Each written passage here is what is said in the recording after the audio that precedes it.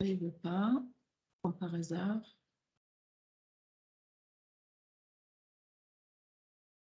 Voilà, les amis, on y arrive.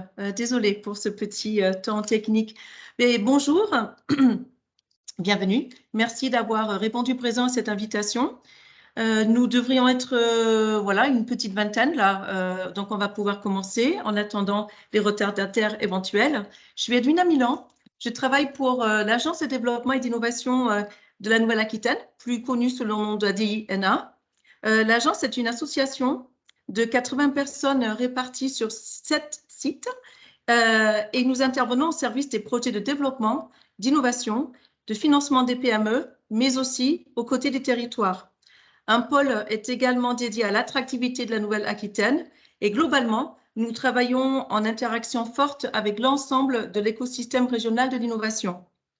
Ce webinaire vous est proposé par le service Unité Innovation européenne de l'agence que je vais animer avec mon collègue Kylian Rauch qui se trouve juste à côté et qui a bien voulu prendre les manettes du chat et également en partenariat avec le pôle de compétences régionales en santé Alice ENA. Après quelques mots sur le cluster Alice ENA par Audrey Bellet, qui est experte Health Tech, nous allons démarrer avec des objectifs suivants au niveau de l'ordre du jour. Vous présentez des appels à projets en oncologie ouverts dans les programmes de financement européens en recherche et innovation, ainsi que les thématiques pressenties pour les appels à venir en 2023, et puis quelques conseils pratiques pour répondre à un appel à proposition. Ensuite, nous partagerons les résultats d'un travail mené par l'ADI-NA l'année dernière, en 2021, sur l'analyse des projets de recherche et innovation en oncologie qui ont été financés sous le programme Horizon 2020, étayé de quelques exemples. Nous enchaînerons avec une petite présentation de l'offre de l'unité innovation européenne de l'ADI. Et puis, on va pouvoir consacrer un petit moment pour un temps de questions-réponses et la conclusion. Pour le confort de tous, je vous remercie de bien vouloir laisser vos micros éteints, de privilégier le chat pour vos questions avec Kylian qui est prêt et qui vous attend. Et alors, au niveau des questions qui sont toujours posées, j'anticipe, oui, la présentation vous sera envoyée et ce webinaire est en mode replay puisque l'enregistrement a commencé. S'il n'y a pas de questions, sans plus attendre, je vais laisser la parole à Audrey du cluster Alice ENA pour présenter ce pôle régional. Merci Edwina. Bonjour à tous. Donc, je m'appelle Audrey Baillet, j'ai intégré Alice ENA début mai en tant qu'experte Health Tech et je vais vous faire donc une brève présentation donc, sur Alice ENA pour Alliance Innovation Santé Nouvelle-Aquitaine, qui est donc, comme Edwina le disait, un pôle de compétences régionales en santé. Donc, on va commencer par un bref historique, puisque Alice ENA est une association qui est très récente. Donc, elle a été créée en avril 2020, avec lancement de la feuille de route en janvier 2021, avec le lancement aussi de la campagne d'adhésion. On a eu donc une première assemblée générale le 30 juin 2021, donc avec nos adhérents. Et récemment, s'est tenue donc, la deuxième assemblée générale le 23 juin 2022, avec également nos adhérents. On en compte 130 à ce jour. Et notre mission est vraiment donc, de représenter et animer l'écosystème santé en Nouvelle-Aquitaine, puisqu'en fait, on est présent donc, sur 5 sites, comme vous pouvez voir sur la carte, donc allant de Poitiers à Bayonne. Concernant maintenant un partenariat donc, qui a été créé donc avec, entre ADI et Alice ENA, donc qui nous permet de mettre en place 2 programmes assez phares, donc qui vont être les ateliers d'ingénierie de la santé en Nouvelle-Aquitaine, avec plusieurs sessions. La prochaine aura lieu le 20 octobre 2022. donc qui nous permet d'animer, de faire des ateliers collaboratifs où on a vraiment les plateformes techniques et l'ingénierie de la santé qui vont se mélanger et pouvoir échanger entre eux. Et également le programme Loop Santé, donc pour le développement de produits de santé durable. Concernant ici, donc on a fait un focus en fait sur nos adhérents qui travaillent, comme le thème aujourd'hui était l'oncologie, donc qui travaillent sur la recherche en oncologie. Donc, ce qui caractérise Alicena, c'est qu'on va être un écosystème avec différents acteurs, donc qui vont aller de l'industrie à des environnements de recherche académique innovants. Donc, on a par exemple donc, des équipes de recherche académique qui vont travailler en oncologie, mais également on compte dans nos adhérents de nombreux centres de soins et associations de patients, mais également donc, des entreprises qui vont de la start-up aux grands groupes et ETI, et aussi, sans oublier, des écosystèmes de soutien à l'innovation. Merci Edwina. Merci, merci Audrey. À tout de suite. Webinaire. Merci à toi. Alors, eh bien, nous allons rentrer dans le vif du sujet avec un petit zoom sur les appels à propositions en oncologie ouverts et à venir sur une vingtaine de minutes. Alors, le programme cadre Horizon Europe, qui fait suite au programme européen, au programme cadre de recherche d'innovation Horizon 2020, pour les années 2021-2027, bénéficie d'un budget de 95,5 milliards d'euros. C'est un budget conséquent qui est construit sur 4 piliers. Le premier pilier, dit excellence scientifique, soutiendra des projets de recherche fondamentale avec une ventilation de 27% du budget de ces 95 milliards. Le pilier problématique mondiale et compétitive industrielle européenne, lui, a pour objectif de soutenir les travaux et les recherches liées aux problématiques sociétales telles que la santé, société inclusive, créative et sûre, le numérique, l'industrie, l'alimentation, la bioéconomie, les ressources naturelles, etc. Bien évidemment, le sujet qui nous intéresse aujourd'hui est celui de la santé. Avec 56% de ce budget, comme vous le voyez, le pourcentage en jaune qui exprime la ventilation de ce budget. Le troisième pilier, rapidement, Europe innovante, prévoit la création d'un Conseil européen de l'innovation visant à soutenir l'innovation en lien avec les niveaux nationaux et locaux. Il répond également à la nécessité d'organiser des écosystèmes européens d'innovation incontournables et indispensables pour travailler tous ensemble sur un marché unique. Le dernier pilier, pour finir, est un pilier transversal qui va sous-tendre l'ensemble du programme cadre en soutenant les activités qui vont contribuer à attirer des talents, favoriser leur circulation et à prévenir l'exode des compétences. Vous l'aurez compris, ce qui nous intéresse aujourd'hui, la nouveauté Horizon Europe, c'est ce pôle, cette mission cancer qui bénéficie de 126 millions d'euros, ce qui n'est pas rien. C'est sur le deuxième pilier et parmi les nouveautés du programme Horizon Europe, il va y avoir la mise en place de cette mission cancer, comme on l'a dit, qui va intéresser surtout l'ensemble des sujets traitant les cancers, y compris les cancers réfractaires et mal compris, à tout stade de la maladie, dans tout groupe d'âge et dans toute partie de la société, avec une survie globale à 5 ans inférieure à 50% à partir du moment du diagnostic. Ce travail est mené car en 2020, nous avons constaté que 2,7 millions de personnes dans l'Union européenne ont reçu un diagnostic de cancer. 1,3 million d'autres personnes y ont perdu la vie, dont plus de 2000 jeunes. Si des mesures décisives ne sont pas prises dès maintenant, les cas de cancer devraient augmenter de 24% d'ici à 2035, ce qui en fera la première cause de décès dans l'Union européenne. C'est pourquoi la mission cancer a été lancée le 29 septembre 2021 ainsi que le plan européen de lutte contre le cancer, qui a été adopté le 3 février 2021. Et ces deux missions visent à améliorer la vie de plus de 3 millions de personnes d'ici 2030 par la prévention, la guérison, la possibilité pour les personnes touchées par le cancer, y compris leurs familles, de vivre mieux et plus longtemps. D'assurer également, évidemment, à l'échelle de l'Europe, un accès équitable à tous dans tous ces domaines.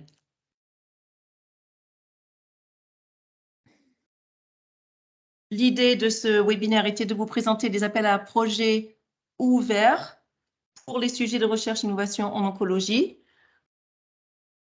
Donc, les 5 appels que je vais vous présenter j'ai mis encore ouverts, puisque certains ont été ouverts en 2022 et sont déjà achevés, clôturés. On le verra après. Mais pour les nouvelles, l'ouverture de ces appels à projets à proposition date du 24 mai. La date limite de soumission est le 7 septembre. Ça approche à grands pas. On est sur une seule étape, donc une seule soumission. Il s'agit de subventions.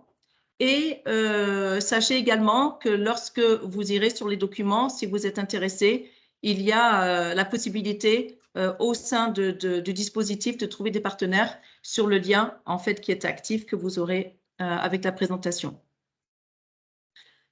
Il serait beaucoup trop long de décortiquer chacun de ces projets afin de vous les exprimer dans le détail, mais globalement, là, on va pouvoir indiquer les domaines, les thématiques qui sont recherchées, qui sont ouverts pour l'oncologie.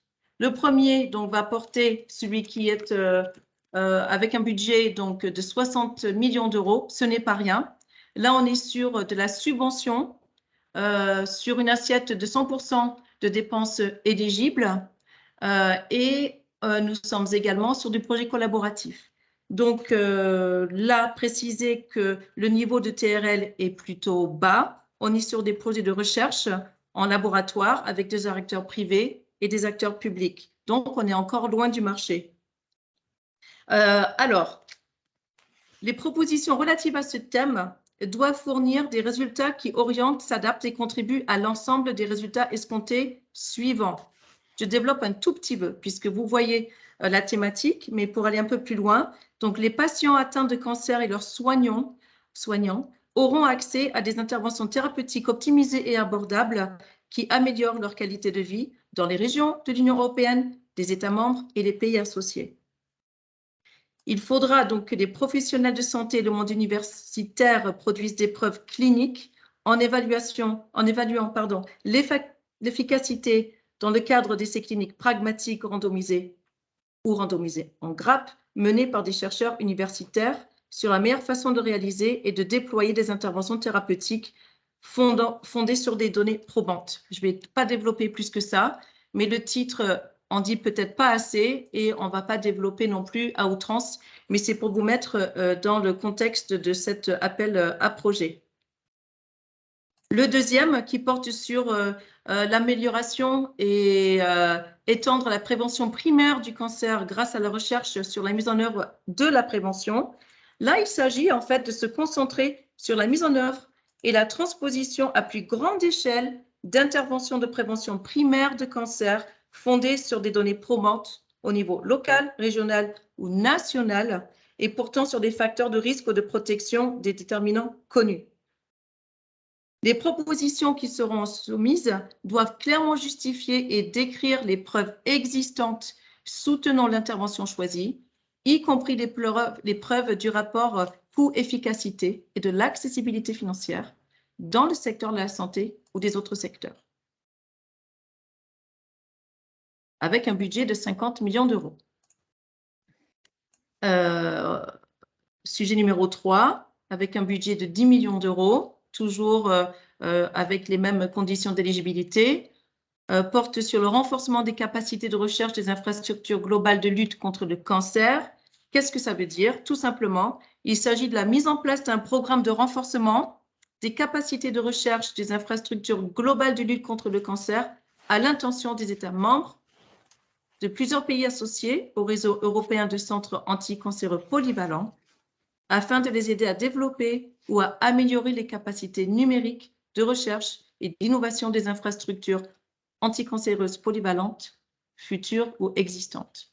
Ça fait beaucoup de données, beaucoup de textes, mais vous avez les liens pour aller en savoir un petit peu plus et puis vraiment explorer le labyrinthe de ces dossiers si le sujet vous intéresse.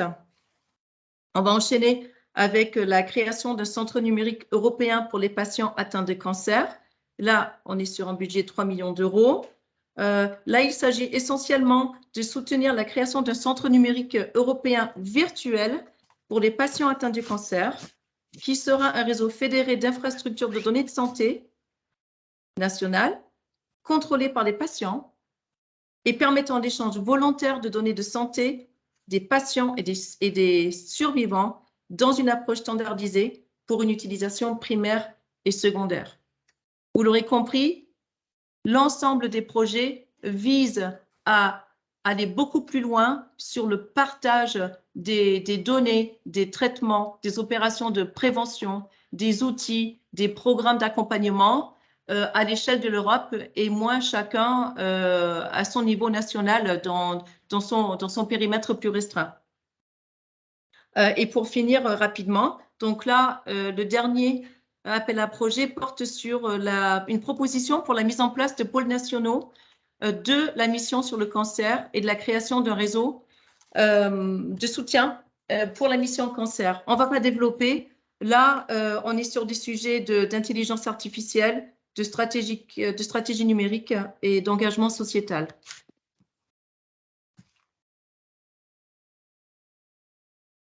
Je me permets très rapidement de balayer au niveau des thématiques les appels à propositions qui sont fermés depuis peu, c'est-à-dire depuis le 26 avril. Juste pour vous indiquer les thématiques qui avaient été recherchées. On est donc sur des nouvelles méthodes de technologie pour du dépistage et détection précoce du cancer. On est également sur mieux comprendre l'impact des facteurs de risque et les déterminants de santé sur le développement et la progression du cancer. Et ensuite, bon, voilà, vous pouvez le lire, sur élaborer et valider un ensemble de mesures de la qualité de vie et des préférences des patients atteints de cancer et des survivants. Donc ça, pour ces appels à projets-là, les propositions sont soumises logiquement et recevront prochainement les réponses de leur candidature. Un autre programme, donc là on était sur Horizon Europe, Mission Cancer. Un autre programme qui est dans lequel on peut mobiliser du financement est IHI, Innovative Health Initiative. On va rester sur IHI. Le programme 2021-2027 bénéficie d'un budget quand même conséquent avec un total de 2,4 milliards d'euros. La ventilation du financement de ce programme se traduit comme suit, vous le voyez bien, pour 50% grâce au programme Horizon Europe. Et la particularité de IHI est bien le fait de monter des programmes de partenariat public-privé qui vont bénéficier d'1 milliard d'euros de la part des partenaires industriels de l'IHI, qui sont cités là, hein, le COSIR, alors je peux vous le dire si vous voulez, si c'est pas toujours très intéressant à écouter, mais c'est la Fédération européenne des associations et industries pharmaceutiques, le FPIA, et y compris Vaccines Europe pour les industries des biotechnologies, et puis MedTech Europe. Ce partenariat a pour objectif d'ouvrir la voie à une nouvelle approche plus intégrée à la recherche dans le domaine de la santé. Au niveau du montage du budget, il faut savoir qu'à hauteur de 200 millions d'euros, d'autres industries ou associations des sciences de la vie vont contribuer à l'IHI en tant que partenaire contributeur. Donc, c'est un montage qui est très différent de ce que nous avons vu précédemment. Et bien évidemment, on est sur des projets collaboratifs public-privé. À titre indicatif, donc, la contribution financière maximale d'IHI est de 135 millions d'euros pour les appels à projets en cours. On est bien sur des partenariats publics-privés avec un taux d'intervention de 100% sur les coût éligible. En revanche, la particularité, c'est qu'au niveau des consortiums qui seront montés avec des partenaires privés, industriels et partenaires contributeurs, les consortiums candidats doivent s'assurer qu'au moins 45% du budget total est couvert par des partenaires industriels, donc par du privé. Alors, je reviens là rapidement. Qui est éligible? C'est pour qui? Donc, toute organisation établie dans l'Union européenne ou dans un pays associé à Horizon Europe peut bénéficier de cet instrument financier. En pratique, il soutient principalement la participation à ces projets d'organisation, tels que les universités, les organismes de recherche, les associations de patients, les PME ou les entreprises de taille moyenne. Et selon le type d'appel à proposition, les grandes entreprises peuvent également être éligibles à ce financement. On ne va pas développer plus que ça, mais vous voyez bien que la configuration est légèrement différente que pour Horizon Europe Mission Cancer. Plusieurs appels à propositions sont ouverts. Il y en a 4.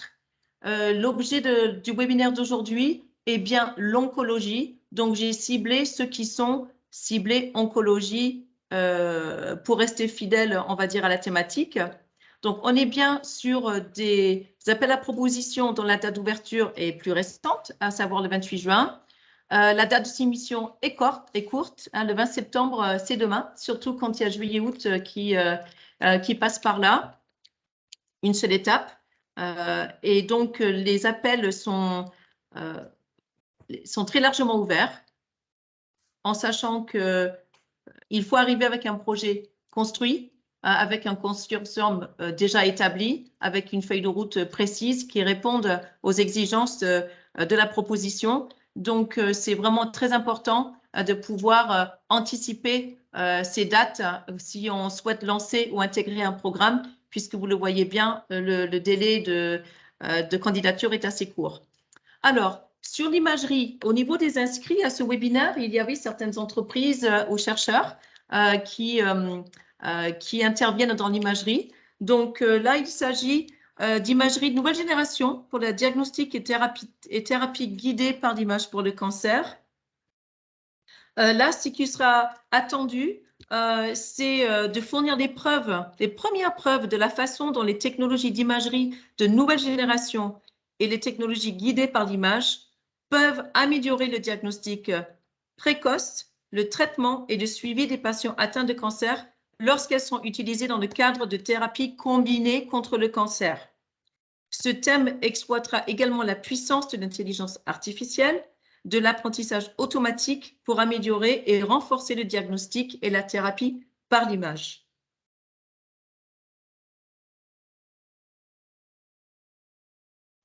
Pardon. Le deuxième donc va traiter de l'oncologie personnalisée.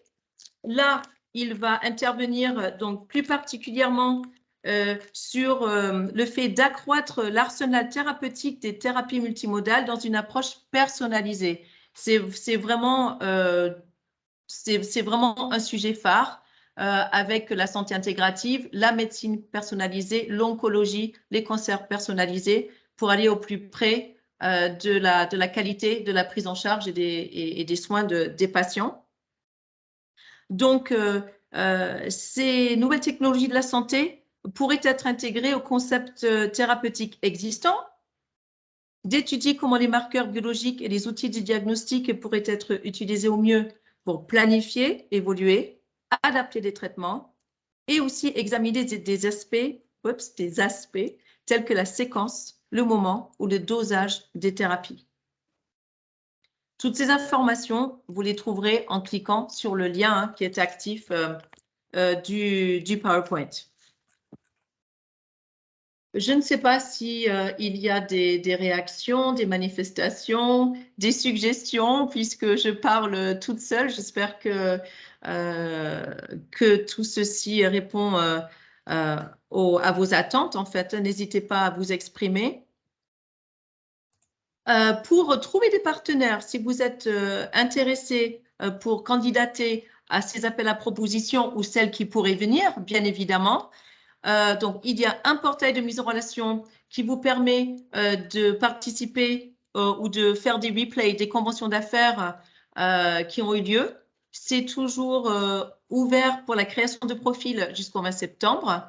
Vous pouvez consulter les listes des participants qui ont participé au webinaire du call. Et ça peut être intéressant pour faire de la veille tout simplement dans l'écosystème, vos concurrents, des partenaires éventuels, des acteurs privés, des acteurs publics, de quel pays, qui a pu participer à ces webinaires. C'est vraiment des informations intéressantes pour commencer à mettre en place sa veille et à naviguer, à être un petit peu plus à l'aise dans l'écosystème qui est vaste de cet environnement européen.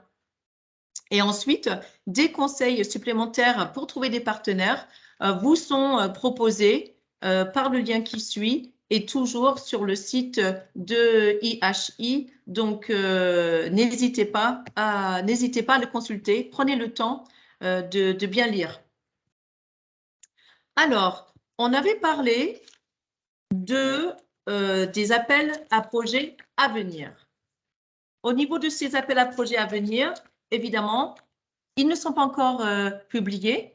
Logiquement, ce sera le cas sur le dernier trimestre 2022, puisque l'idée, c'est de les lancer début 2023. Donc, restez attentifs. Ce que nous pouvons dire d'ores et déjà sur la base des drafts qui sont en cours de réflexion sont les thématiques qui sont pressenties.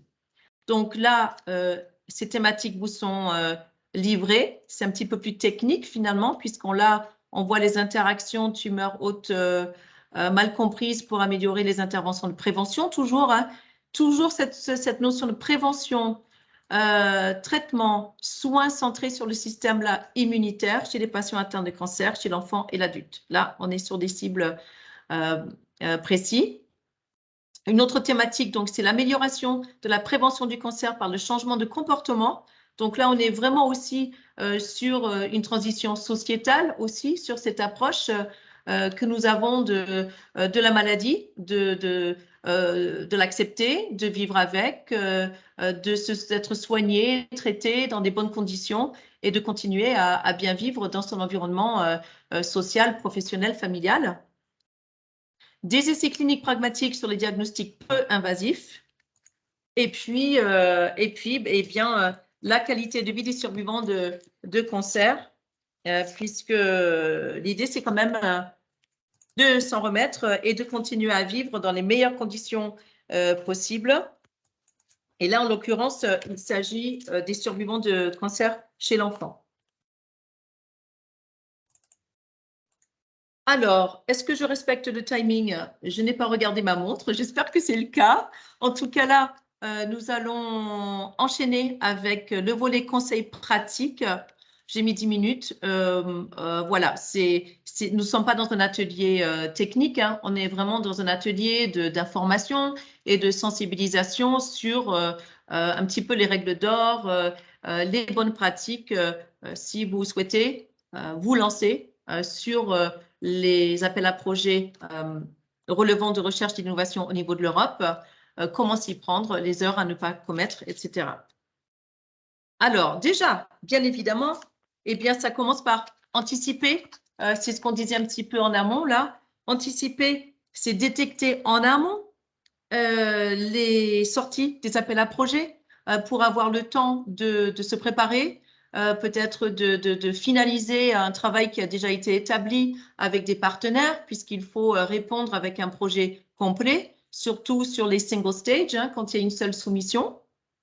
C'est très, très important, ce qui permet d'aller un petit peu plus loin et de mettre en place sa veille, une veille la mieux ciblée possible, bien la définir. Et là, ça va être en participant à des webinaires, les journées d'information santé, les conventions d'affaires éventuellement, et puis une veille active sur les appels à projets, mais sur les thématiques avec des mots-clés qui sont les vôtres, afin de ne pas vous éparpiller dans le dédale de l'une de cet univers européen, de ne pas vous disperser finalement et de rester concentré sur votre objectif, puisque c'est quand même vous en amont qui allez pouvoir et qui allez décider sur le fait que vous y allez ou pas. Vous considérez que c'est mature chez vous et dans lequel cas, la prochaine étape, c'est d'être accompagné, c'est de bien être accompagné. Et là, il y a de nombreux acteurs sur le périmètre, de nombreux acteurs au niveau des pôles, des clusters, des écosystèmes de l'innovation. Mais là, particulièrement, l'ADI NA, au niveau de notre cellule Unité Innovation Européenne, nous sommes là à vos côtés pour vous orienter en premier lieu sur cette phase d'accompagnement en vue du montage d'un projet et d'une réponse à un appel à proposition. Alors, pourquoi y aller finalement, hein? Pourquoi il y a toujours ces vieilles légendes urbaines sur on y va pas, pourquoi? Alors, les bonnes raisons de s'y intéresser et au-delà de l'intérêt financier uniquement, c'est justement d'accéder à un réseau d'acteurs européens que vous ne connaissez pas, qui sont complémentaires à vos activités, qui pourraient devenir des partenaires de qualité, qui pourraient également vous permettre d'intégrer des consortiums, d'élargir votre panel de connaissances et de compétences, de développer de nouvelles solutions ensemble sur des projets collaboratifs, d'acquérir de nouvelles compétences. Forcément, il faut quand même toujours avoir à l'esprit que les projets qui sont retenus au niveau de l'Europe sont des projets d'excellence. C'est les meilleurs projets qui sont retenus. Et d'aller à l'Europe avec les bons partenaires, voire les meilleurs partenaires, eh bien, ça vous porte vers le haut, ça vous porte, vous, vers l'excellence. Et c'est quand même déterminant, puisque le taux de réussite au niveau des appels à projets n'est pas forcément très élevé, hein. Là, je vais dire une bêtise, mais je crois que en moyenne, elle est autour de 10-12%. Donc, il faut l'avoir à l'esprit. Et puis, la veille technologique, le benchmarking, on en a parlé tout à l'heure. C'est aussi une source, mais inspirante et très, très riche pour aller vers sa veille, étude de la concurrence, étude de son marché. Est-ce qu'on est réellement précurseur avec son innovation? Est-ce que on est parmi les premiers et est-ce que eh bien, il faut réajuster en fonction de là où nous en sommes ou là où vous en êtes par rapport à justement aux autres acteurs qui sont présents.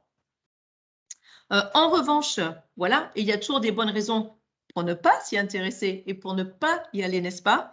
Et là, ça peut être lié à des problèmes structurels, hein, une implication trop grande par rapport à la taille de la structure qui ne pourrait pas forcément l'absorber, ce gros dossier au niveau de son organisation. Et puis, il faut quand même, vous le comprendrez bien, dès qu'il s'agit de financement et de subventions, il s'agit quand même d'avoir une santé financière qui vous permette d'intégrer un consortium et de ne pas le mettre en péril, d'une part, mais également de porter le projet jusqu'au bout pour votre contribution au projet. Et puis, les mauvaises raisons de ne pas s'y intéresser, finalement, on se dit toujours, oh là là, l'Europe, le FEDER, pour les projets régionaux que vous pouvez avoir déjà engagé ou vous êtes en train de monter, trop de démarches administratives, les résultats escomptés sont trop loin dans le temps, la crainte de la concurrence, le manque de temps, une maîtrise de l'anglais qui ne soit peut-être pas totalement bilingue. Eh bien non, ce ne sont pas forcément des bonnes raisons pour ne pas y aller. Il y a toujours des solutions. On intègre un programme. On peut voilà, recruter quelqu'un qui a la compétence, qui va venir élargir votre équipe projet. Dans le temps, eh bien, le temps, c'est un temps de projet. En fait, on est sur de la recherche et de l'innovation. Ce temps n'est pas plus long que celui que vous pourriez y consacrer vous-même dans l'esprit d'un partenariat.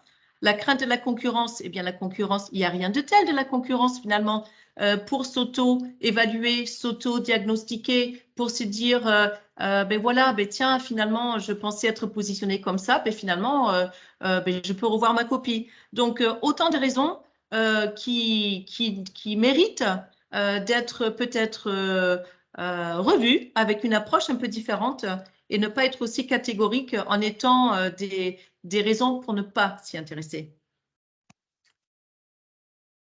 Voilà, alors la suite, nous allons pouvoir enchaîner avec un travail qui a été réalisé par l'ADI, ANA. Donc, l'agence a réalisé un travail de benchmark en 2021 sur la base des projets en oncologie, de projets de recherche et d'innovation en oncologie qui ont été financés sous le programme cadre Horizon Europe. Comment est-ce qu'on s'y est pris? Alors, la méthodologie. Nous nous sommes basés, toutes les données ont été collectées sur la base de données européenne Cordis qui regroupe l'ensemble des projets qui ont été financés et sur la base de mots-clés, eh bien, mais toutes les données ressortent quels projets, qui sont les partenaires, quel type de projet, le budget total, la subvention qui a été reçue, le nombre de partenaires, le pays, la structure qui a été coordinateur du consortium, les pays ressources, etc. Donc, je dois bien reconnaître que c'est un travail de fourmi et qui a le mérite d'exister avec, sous réserve toutefois d'erreurs d'omission involontaire, puisque ben voilà, on a fait ce travail dans le cadre de la convention et du partenariat que Audrey a évoqué en introduction entre le cluster Alice ENA et l'agence. Donc, voilà, sans plus tarder, on va pouvoir enchaîner. Alors, ce travail de décortiquage avec les mots-clés oncologie a porté sur 287 projets qui ont été financés.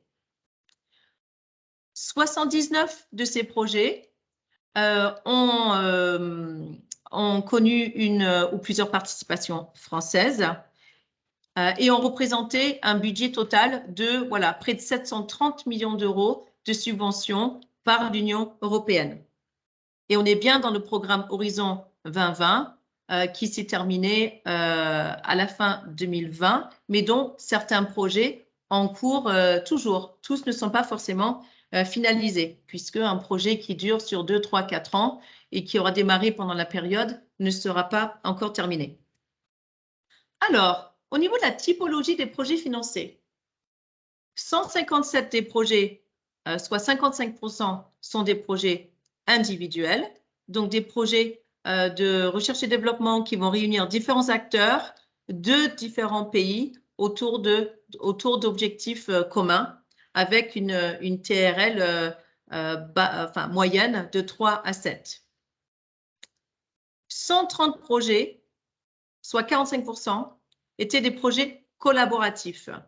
Certains, donc, au niveau des bourses de recherche avec une TRL vraiment loin du marché, on va dire, hein, proche de la recherche initiale et de labo. Et puis, également, au niveau du projet du Conseil européen d'innovation, EIC Accélérateur, qui vise à accélérer des projets de PME innovantes. Et là, on est sur un TRL qui est un petit peu plus, qui est quand même plus proche du marché. Puisque n'oublions pas que le but, in fine, pour les entreprises, c'est d'accéder au marché unique.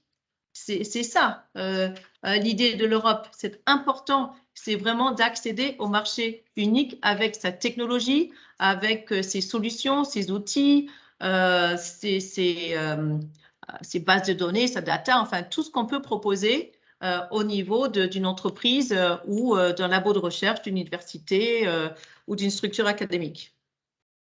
Alors, au niveau des thématiques financées. Pardon, Edwina? Oui. Est-ce qu'on peut poser une question sur le visuel juste avant? Vas-y, attends, hop. Je n'ai pas tout à fait compris. Tu parles d'une part des projets individuels, mais après tu dis réunissant différents acteurs. C'est l'inverse, Ça pardon. veut dire quoi, projet Il y a un individuel? bug, pardon, c'est l'inverse. Donc C'est ça veut dire que les inversé. projets individuels, c'est une entreprise qui est porteur et qui est l'unique partenaire sur les projets. C'est bien ça la définition de projet individuel.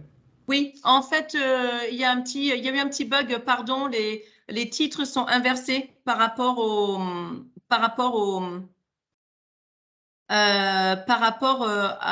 bénéficiaires. Donc, les projets individuels, en fait, doivent venir au niveau des bourses de recherche et des projets du Conseil européen de l'innovation. Et inversement, les projets collaboratifs remontent sur les projets de R&D qui vont réunir différents acteurs de différents pays. Okay.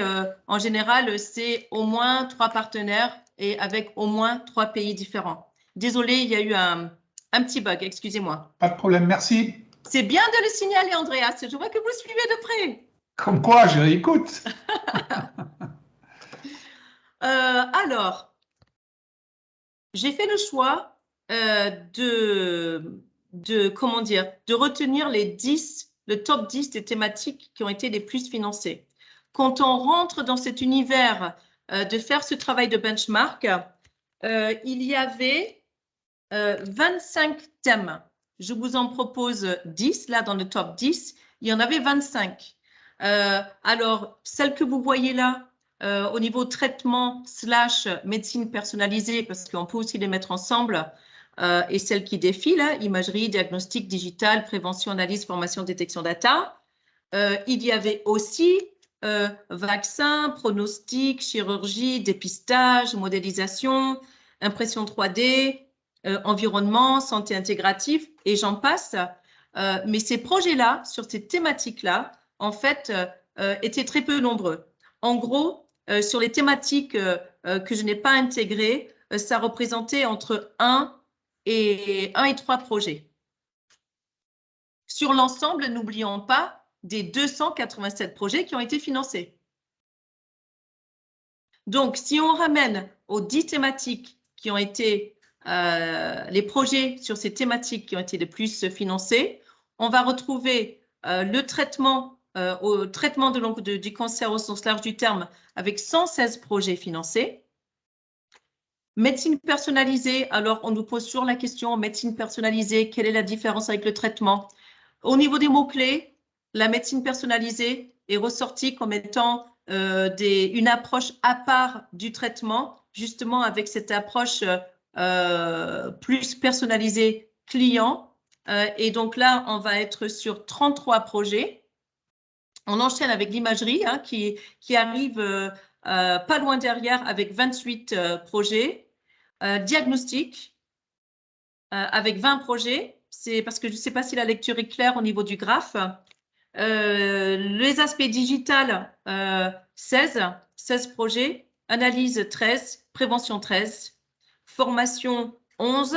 La formation, c'est très intéressant. On ne peut pas imaginer partager des bases de données, des pratiques, des outils, des process, des parcours de soins si on ne peut pas partager et assurer des formations au public cible professionnel à l'échelle de l'Europe. On ne peut pas le faire chacun avec son modèle dans son pays. Donc, ce volet de formation à l'échelle de l'Europe est quand même très, très important. Ensuite, on va arriver vers les sujets de la détection et plus largement le data. Data, base de données data, data hub, data e-santé, vraiment au sens large du terme. J'enchaîne sur le ratio, le montant des subventions reçues par thématique.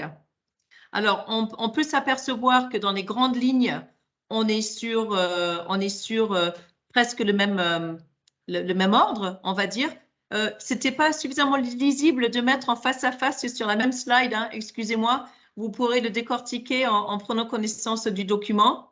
Mais là, on va voir que le traitement donc, bénéficie tout de même d'un budget qui est conséquent, hein, 238 millions d'euros pour les sujets du traitement sur ces thématiques-là. La détection, 223 millions d'euros, c'est pas rien. La médecine personnalisée aussi. Et puis, ben, ça va en descendant. Au niveau imagerie, on voit que le sujet de l'imagerie qui arrive en 3e position au niveau du nombre de projets financés arrive dans une position un petit peu plus lointaine, mais à peine avec le montant des subventions octroyées.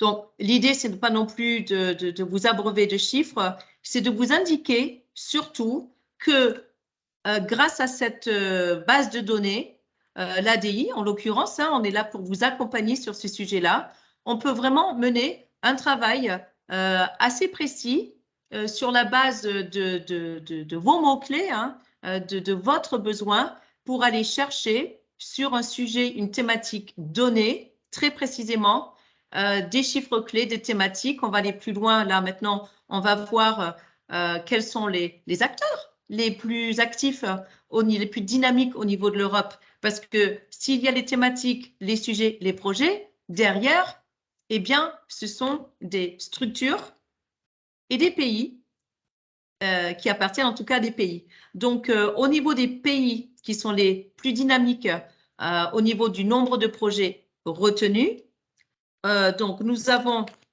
vous le voyez bien, le Pays-Bas, crescendo, hein, les Pays-Bas, l'Espagne, l'Italie. J'ai mis les top 10, hein, c'est pareil, puisque au-delà, il y a 18 autres pays, mais là, qui se bagarrent avec 1 ou 2 projets par pays, donc c'est pas la peine de tout mettre.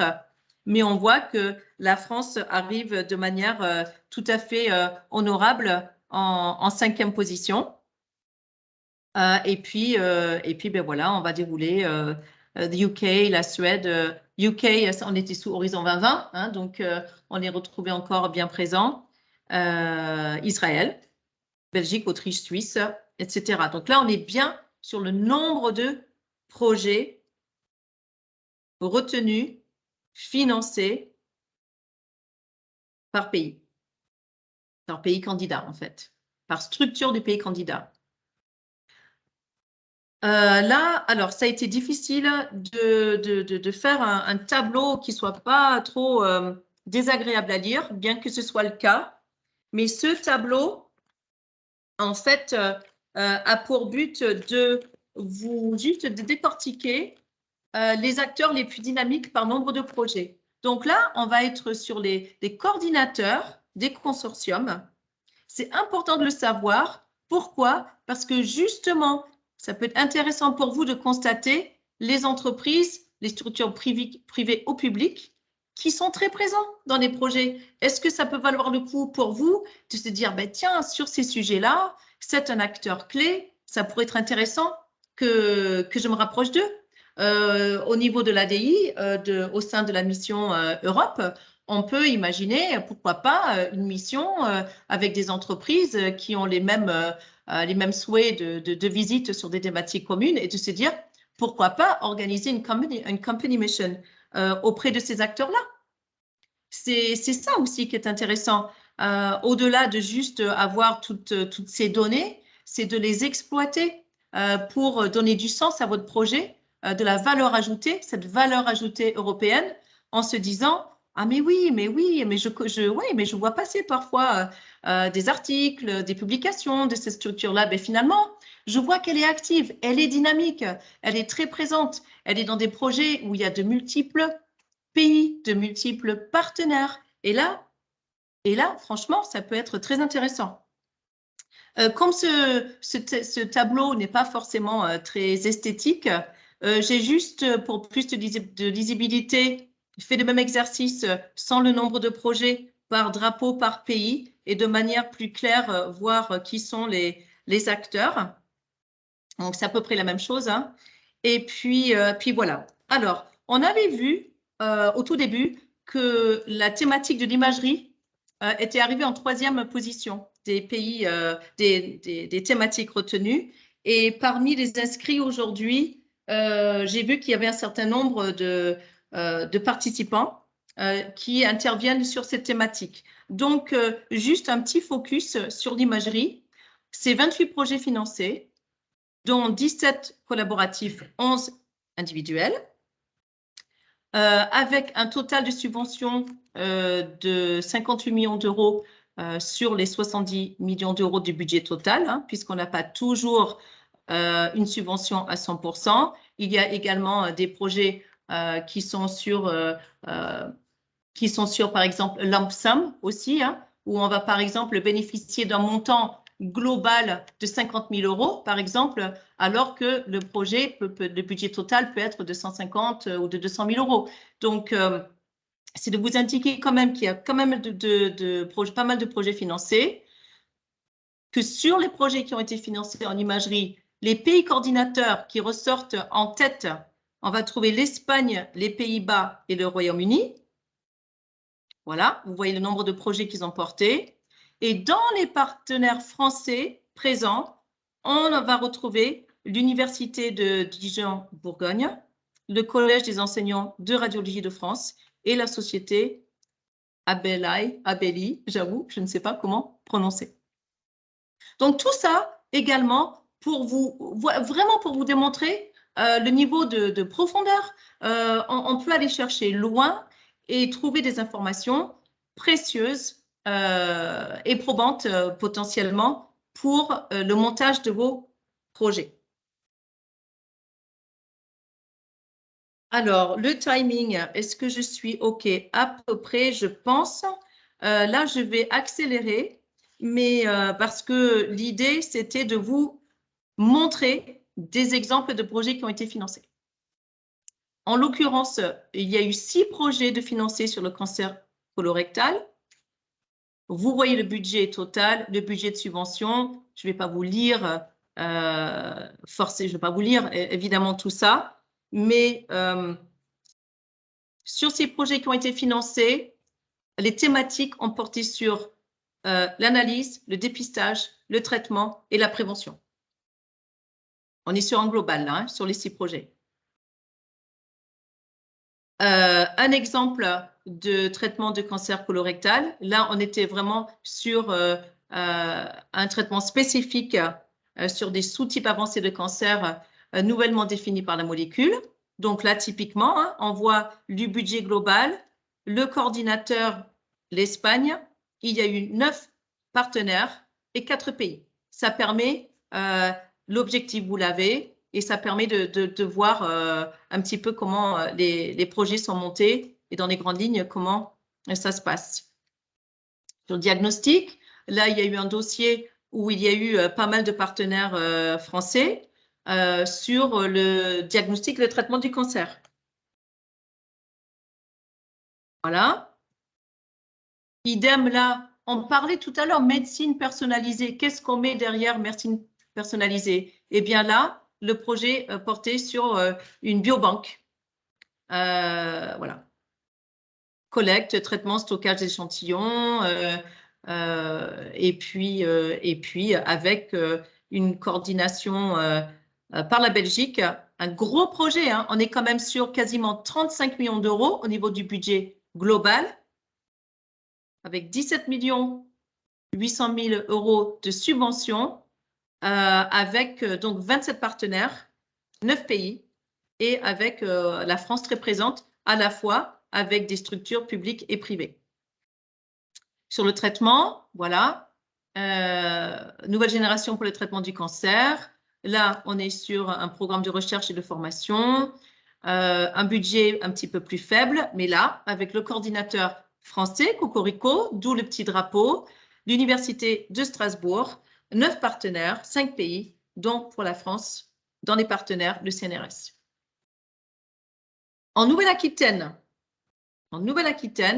sous Horizon 2020, il y a eu 3 projets en oncologie qui ont été financés. Comme c'est officiel et que les projets sont terminés, on peut communiquer librement dessus. Donc, vous les voyez. Hein, il y a eu un projet sur la gériatrie avec l'Université de Bordeaux. Nanoscopique sans étiquette, bon, identification moléculaire spécifique en profondeur. Enfin, je vous laisse en prendre connaissance. Et un avec l'Université de Limoges à hauteur de 150 000 euros. Donc, j'ai dit que les projets s'étaient terminés. Spécifiques se terminent dans quelques jours. Pardon, j'ai anticipé la fin. Donc, c'est pour dire qu'en Nouvelle-Aquitaine, voilà, 3 projets de recherche et innovation ont été financés avec des partenaires néo-aquitains. Le timing, je crois que je suis à peu près dans les temps, même si je fais un monologue, hein, excusez-moi, mais Andreas, vous avez osé vous exprimer, n'hésitez pas. Mais là, on enchaîne sur l'offre donc de la mission très rapidement. Nous, l'équipe Innovation Européenne à l'agence, à l'ADI, eh bien, qu'est-ce qu'on fait, hein? Pourquoi on est là? Qu'est-ce qu'on peut faire pour vous? Ce qu'on peut mettre en place. On en a parlé un petit peu tout à l'heure hein, sur ce qui est important quand on veut aborder, rentrer dans cet univers. Donc, pour faciliter l'accès aux acteurs économiques régionaux, et là, en tout genre, vous l'avez vu, nous travaillons en collaboration avec, avec les clusters, les pôles de compétitivité, les collectivités, mais évidemment, les PME, les entreprises. Donc, ça va être de la veille. On va pouvoir mettre en place une veille personnalisée pour vous, avec vos mots-clés en lien avec votre projet, de qui vous êtes et ce que vous cherchez. De là, on va pouvoir vraiment identifier les financements les plus pertinents et en adéquation avec des projets qui sont en préparation, en lien avec le vôtre, évidemment. De la recherche de partenaires et des mises en relation, en passant par, enfin, au niveau de la recherche de partenaires, il y a de nombreuses possibilités hein, derrière. Ça va être vous permettre de participer à des conventions d'affaires. Ça va être des ateliers de travail, ça va être de participer à des salons industriels, par exemple, d'organiser, on l'a dit tout à l'heure, des company missions, des missions pour aller en Europe rencontrer des partenaires potentiels. Et puis, il y a également la possibilité de bénéficier de la plateforme, d'une plateforme donc, du réseau européen European Enterprise European Network, dont l'ADI est membre, de bénéficier de ce réseau qui est le plus gros réseau international sur le sujet de recherche et innovation pour vous assister. Donc, franchement, n'hésitez pas, on est là, appelez-nous, contactez-nous. Nous sommes une équipe, là c'est moi qui parle aujourd'hui et Kylian qui a la gentillesse d'être à mes côtés. Mais nous sommes 7 répartis sur toute la Nouvelle-Aquitaine avec des thématiques et des missions un peu différentes, mais on est là pour ça, donc n'hésitez pas. Ensuite, eh bien, ça va être des conseils, assistance de montage. Bien évidemment, on ne va pas rédiger la candidature à votre place. On ne va pas faire ce travail-là, c'est votre projet avec vos partenaires. En revanche, on peut porter une relecture critique, de l'assistance au montage. Ça peut aussi tout simplement vous mettre en relation avec des structures privées qui existent et dont c'est le métier et qui sont là pour ça, parce que c'est vraiment incontournable de se faire accompagner. Un single stage, on y va une fois. Et si on passe pas, on passe pas. C'est du temps de préparation, vous l'avez vu, c'est du temps, c'est de l'effort, c'est de la mobilisation de nombreux partenaires. Donc, autant viser la réussite, le succès, et puis être accompagné de la manière la plus qualitative possible. Et puis, le benchmark, on en a parlé, hein, je ne vais pas revenir dessus.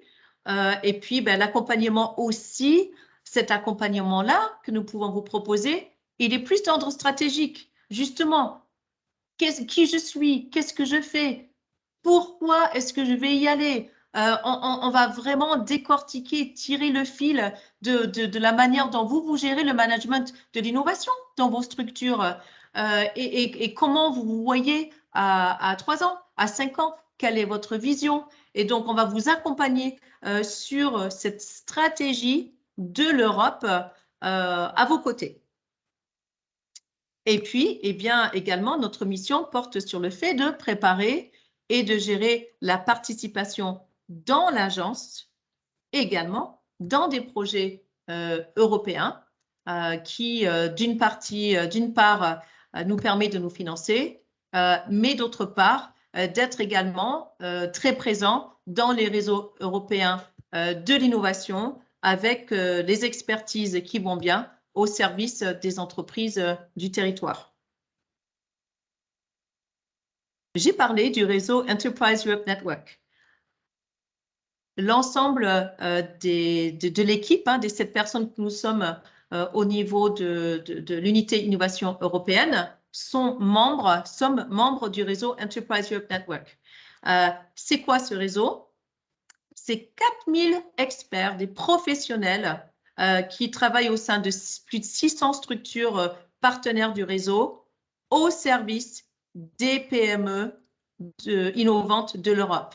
Nous sommes présents dans plus de 65 pays de l'Union européenne et au-delà. Et puisque le sujet d'aujourd'hui, parce que c'est vaste, on pourrait dérouler 25 slides sur c'est quoi le réseau EEN, mais le sujet d'aujourd'hui tourne autour des appels à propositions, des appels à projets qui arrivent pour rendre une proposition. Donc là, on va faire une focale sur comment préparer une candidature et tout ce que le réseau EEN peut vous apporter. Donc, on a parlé de pas mal de différents sujets déjà. Là, les modalités de candidature, c'est ce qu'on a vu, c'est les prérequis pour pouvoir candidater et bien répondre le cahier des charges de l'appel avec de bons formulaires et le taux de financement qui correspond à ce que nous recherchons. La recherche de partenaires, je ne reviens pas dessus, on en a quand même largement parlé. Juste une parenthèse, je ne sais pas si Bénédicte est toujours là, puisqu'on parle là des groupes sectoriels EEN.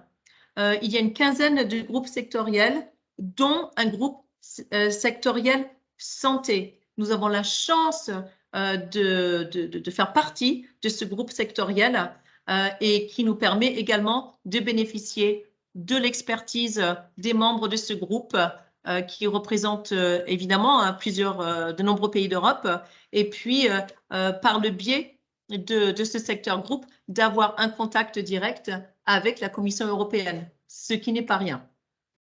On a dit des conseils pour rédiger et la relecture de propositions, je ne reviens pas dessus. Et voilà, les 15 groupes sectoriels experts, celui de la santé qui nous anime aujourd'hui. Et Bénédicte, je me suis adressée à toi, mais je ne sais pas si… Oui, je suis là. Voilà. Est-ce que tu veux dire quelques mots ou pas? Oui, de manière très courte, effectivement, les membres du groupe sectoriel santé, comme moi, sont des personnes référentes du réseau en lien avec les entreprises du secteur sur des zones géographiques où il y a des clusters, donc là en l'occurrence biotech, medtech.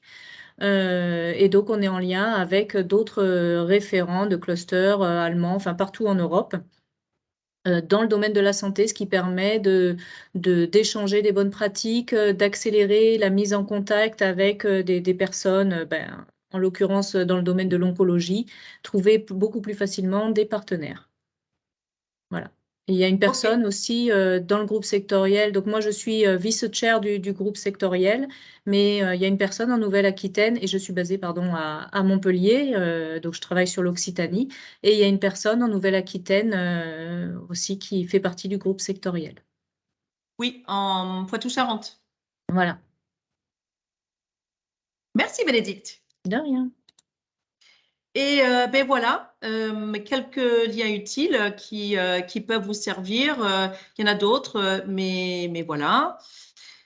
Et alors, nous arrivons au moment de questions-réponses, s'il y en a. En timing, on est OK. Voilà. Donc, libre à vous. Je serai heureuse d'échanger avec vous. Kylian est là au niveau du chat s'il y a des questions, des sollicitations. Je me permets de préciser que n'hésitez surtout pas, si vous le souhaitez, à nous approcher pour demander un rendez-vous pour un temps individuel, pour balayer ensemble des projets qui pourraient vous animer. J'ai vu que parmi les inscrits, je ne sais pas si vous êtes là, il y avait un certain nombre de chercheurs du CHU de Limoges. Je n'ai pas précisé en préambule, mais moi je suis en poste à Limoges avec Kylian. Donc nous sommes les locaux de l'étape. Et puis au-delà, de toute façon, sur l'ensemble du territoire, nous sommes là pour vous accompagner au mieux.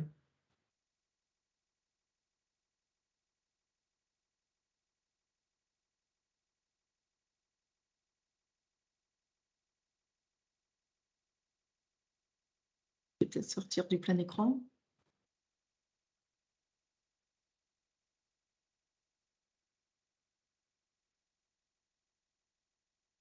Voilà, ça y est.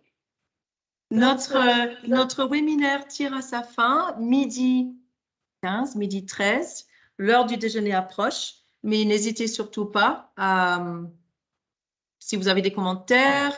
Alors, nous espérons que cette séance d'information aura quand même répondu à quelques-unes de vos attentes. Le sujet était large et l'idée n'était pas de faire un atelier technique aucunement. C'était plus une session d'information orientée sur les possibilités, les opportunités de financement en recherche et innovation au niveau de l'Europe en oncologie.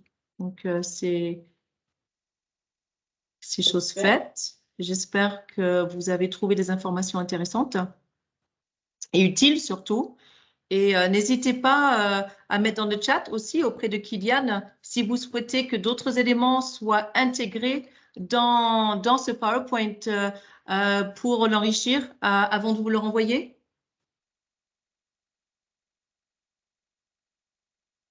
Je me permets de poser une petite question à tout l'auditoire. Est-ce qu'il y a des entreprises ou même des chercheurs, comme on le disait, qui ont repéré un appel à projet qui les intéressait ou qui sont un peu dans les starting blocks pour monter un projet? Est-ce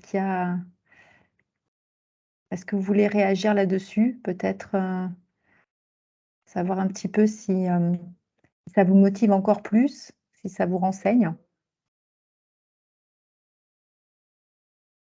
Oui, on espère tout de même que cette session aura eu pour mérite, à minima, de susciter peut-être un plus grand intérêt pour le sujet de l'Europe qui peut faire peur parfois, à juste titre aussi, mais qui reste malgré tout accessible. Pas Il y a Monsieur de... Rouchaud. Monsieur Rouchaud, vous vouliez peut-être intervenir? Non, enfin, merci pour l'ensemble des informations et c'est vrai que ça ouvre des perspectives. Alors probablement pour ma part à long terme, il y avait certaines personnes de l'équipe aussi avec lesquelles on travaille là qui ont été connectées. On a discuté un peu en off. Nous, on est quand même on travaille sur des modèles de recherche translationnelle, plutôt de modèles animaux. Et donc là, je pense qu'on est beaucoup plus en amont en fait, par rapport au projet Europe, et je suis pas sûr qu'on rentre tout à fait aujourd'hui dans la thématique, mais dès que les modèles seront développés, on espère pouvoir aller vers ces appels à projets. C'est l'ambition à long terme, mais c'est pour ça que c'est bien de voir comment ça marche. Et puis, on va aller voir sur les différents liens que vous nous avez envoyés s'il peut pas y avoir des choses un peu plus préliminaires, quoi. Voilà. Mais merci pour toutes ces infos. D'accord. Je vais enchaîner avec une autre question. Est-ce que parmi ceux d'entre vous et celles qui sont présents, avez-vous déjà participé à un projet européen?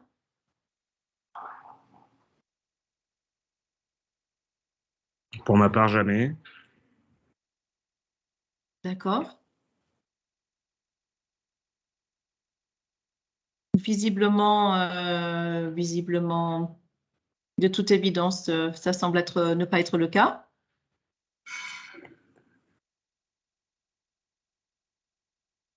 Bon, mais écoutez, si nous avons fait le tour de la question, je vous remercie beaucoup d'être resté jusqu'au bout de cette séance qui était dense avec beaucoup de renseignements, de données. Je vous souhaite un très bel été, de bonnes vacances. Je vous dis à bientôt, je l'espère. N'hésitez pas à nous contacter. Et puis, puisque 12h30 approche à grands pas, très bon appétit et bonne fin de journée à vous. Bye bye, Andreas. Au revoir. Merci. Merci beaucoup. Bonne journée. Merci à beaucoup, au vous. revoir. Au revoir.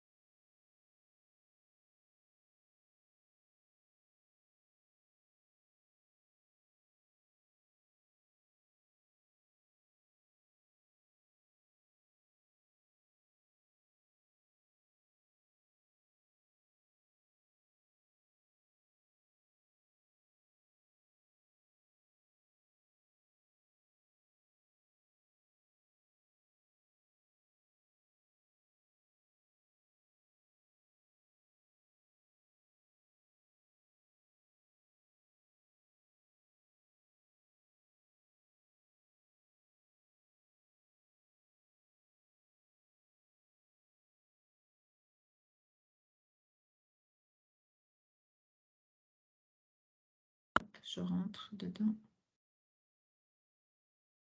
Il y a Audrey qui est à démarrer. Non, non, non, non, il faut que tu l'éteignes. Il y a arrêter l'enregistrement. Tu dois avoir un petit bouton en haut.